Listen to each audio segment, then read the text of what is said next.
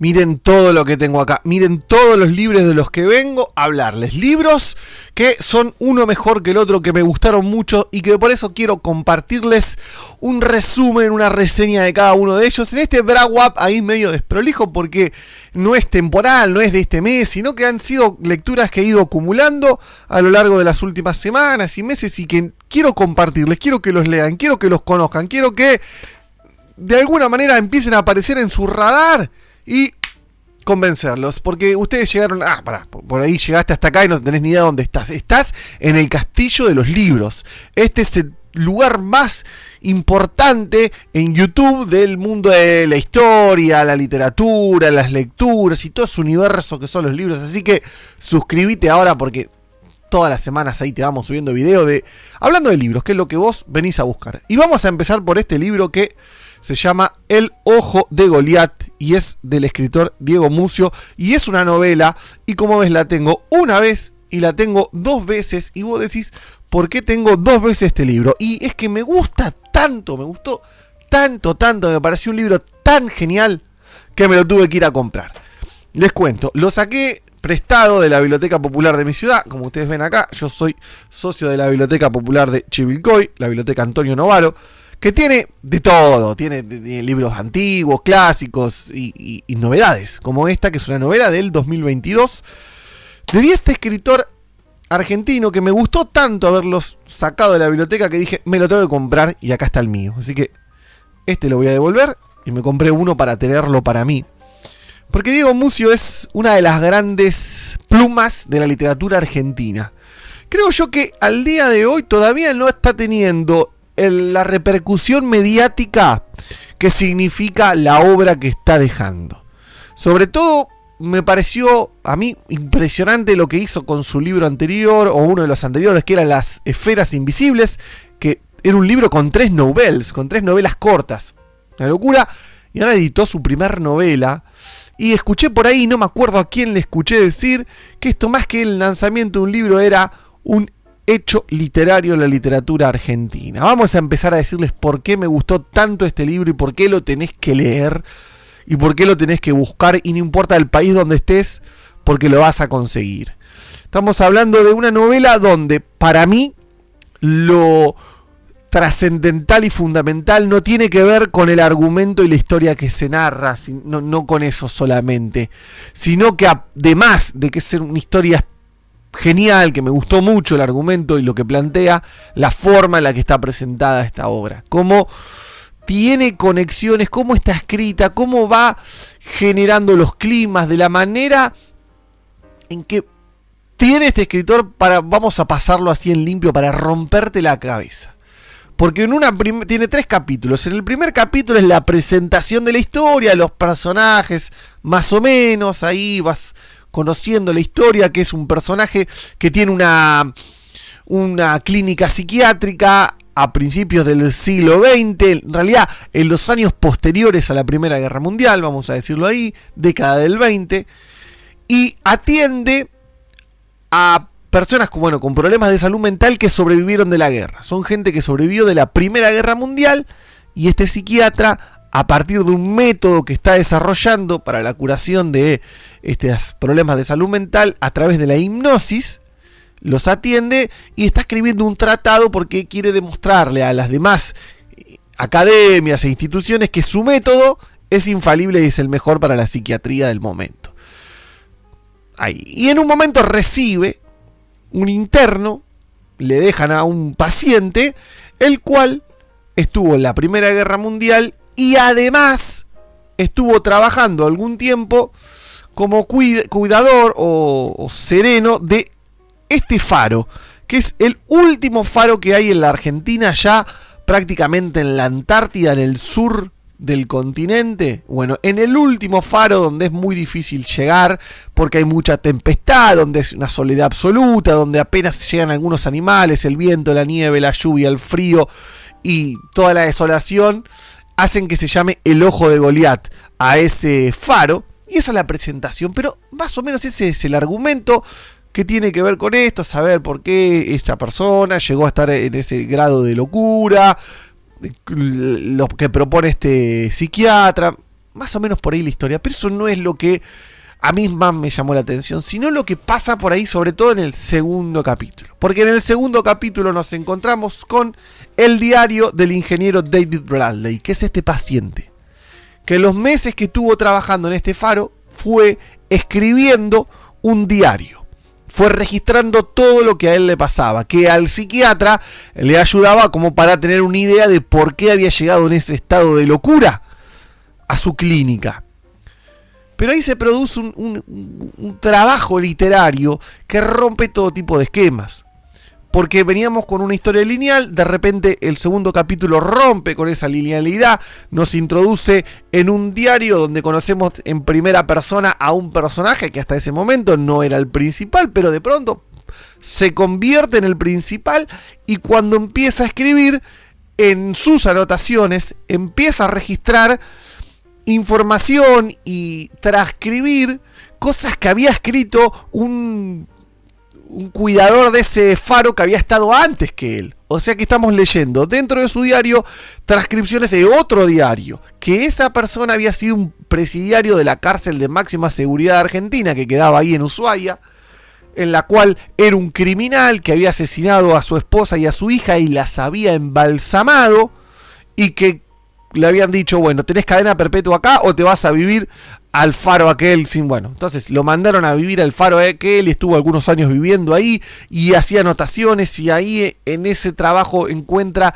recortes de diario, de la prensa, en la cual se habla de este. Entonces tenemos el diario del diario y todo esto que se va abriendo, te va configurando la mentalidad de este personaje, que luego en el tercer capítulo sería el desenlace, donde nos encontramos qué pasa si llega la cura, si no llega, qué pasa con su método, qué pasa con este personaje. Y en todo este trabajo opera una cuestión de la literatura que yo no quisiera adelantar demasiado, pero está trabajado el tema del doble, el tema de la doble personalidad dentro de una misma persona. Y no es casual que uno de los personajes sea pariente de Robert Louis Stevenson, que es creo que el primo segundo del escritor de Dr. Jekyll y Mr. Hyde. A ver, yo creo que no estoy haciendo justicia a lo que es esta obra.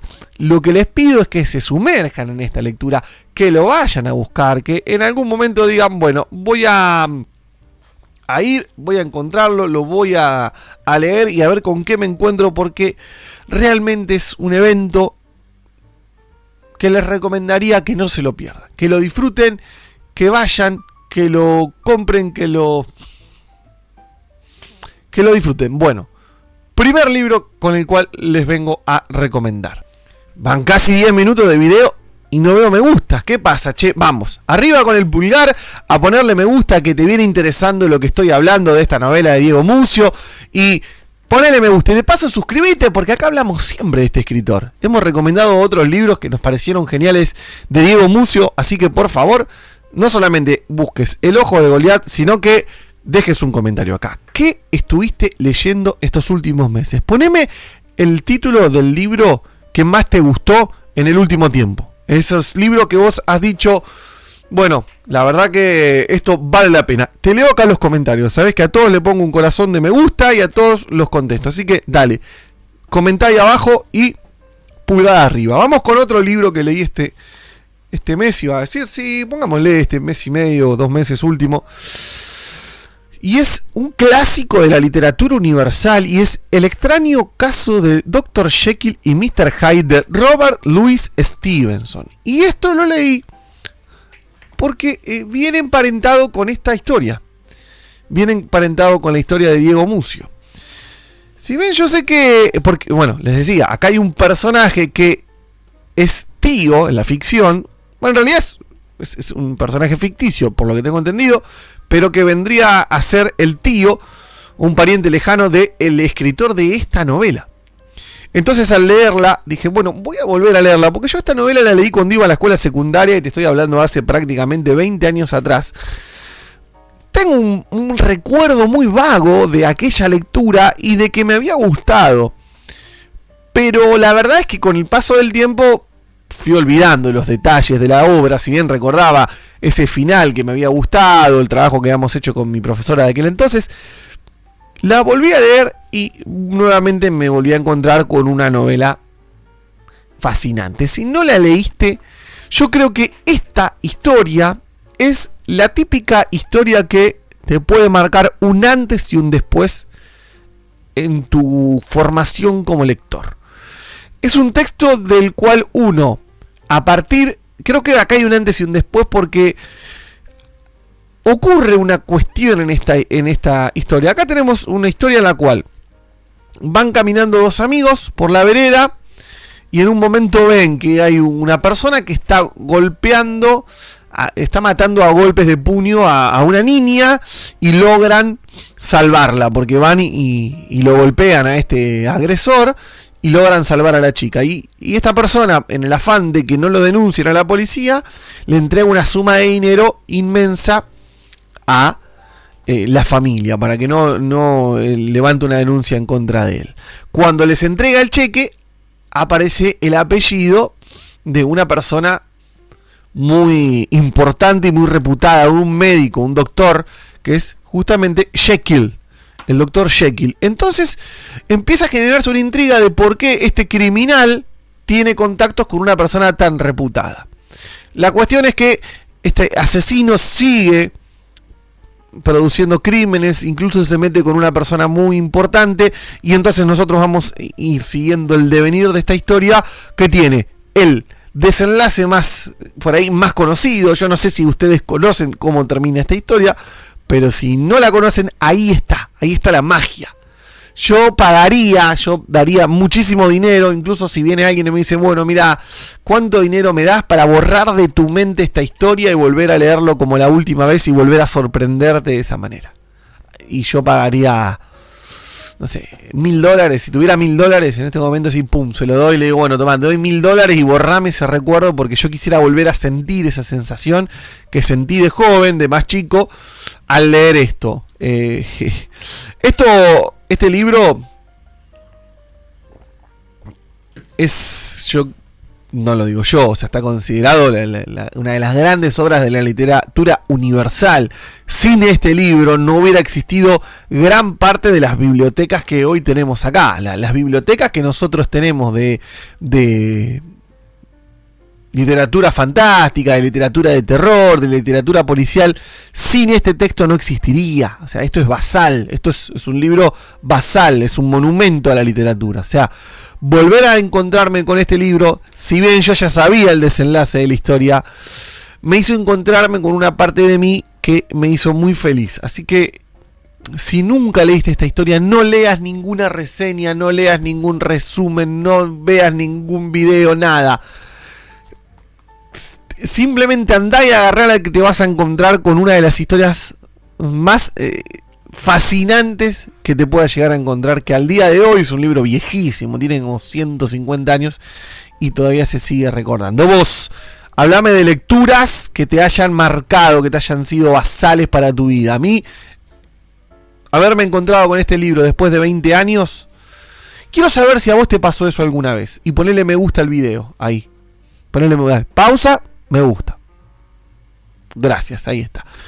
Si alguna vez te pasó de volver a encontrarte con una lectura que hiciste de chico, de adolescente, de joven, con el paso del tiempo y que te haya gustado. Porque a veces no es tan sencillo volver a textos que leíste anteriormente y que te hayan gustado. Por ejemplo, yo volví a leer este y me gustó muchísimo. Incluso creo que me gustó más que la primera vez que lo leí. No me llegó a sorprender, pero dije, che, qué buen texto. Me pasó con la Metamorfosis, que lo leí a los 14, lo leí a los 18, lo leí de vuelta ahora, 2 años atrás, y el texto de Kafka me siguió maravillando y cada vez le encuentro más cosas. Pero hay otros textos que no volví a leer. Por ejemplo, Relato de un náufrago, lo leí en su momento, yo a los 12 años, y no sé si ahora me podría causar lo mismo. Digo, quiero saber a vos qué te pasa. Y comentame, no te olvides, porque vos estás diciendo, che, yo este mes leí tal. Hablame un poco de tal que estuviste leyendo. Voy a recomendarte... gracias a esta gente. Ahí está. Mira, un libro que estuve leyendo que después te cuento. Gracias a estas dos personas. Ahí. Ahí está. Gracias a Mica Garrido y a Maylin Sonia, que son personas que tienen una placa en el castillo. O sea, nosotros en el castillo tenemos 2 placas. Tenemos esta, la de YouTube, que me hizo una alumna mía, que me la regaló, que les voy a mostrar. Mirá qué placa me regaló Zoe, que dice: suscríbete al canal El Castillo de los Libros. Así que suscríbete. Yo ya tengo la placa de YouTube, papá, para todos los envidiosos de ustedes. Y acá tengo esta otra placa, que son la gente que se unieron. Acá abajo hay un botón que dice unirse. Unite a este canal. Ponele ahí, unirse. Es una ayuda económica para que nosotros podamos seguir mejorando nuestro equipamiento. Entonces, si te parece copado lo que hacemos y decís: che, loco, yo a este chabón lo invitaría una birra, lo invitaría a un café, me gustaría invitarlo a un café, bueno, lo puedes hacer, pero de manera virtual. Vos vivís en Honduras, en México, en España. Entonces, acá abajo apretás el botón de gracias, ¿no? El botón este que dice gracias, super gracias, y nos mandas unos mangos, que a nosotros nos ayuda un montón, porque vos con ese aporte nos haces, por ahí para vos no es nada, son unos pocos pesos, como acá en este caso, gracias a Harald Online y a César Mancilla, que ellos dieron un aporte económico que a nosotros nos ayuda un montón. Así que ahí abajo ponele ahí que gracias, y dejo ahí la placa para que quede ahí. Mira, tengo otra recomendación. Bueno, voy a hacerlo en varias partes, porque esto la verdad es un montón. Mira, bueno, vamos a hablar de este que estaba acá.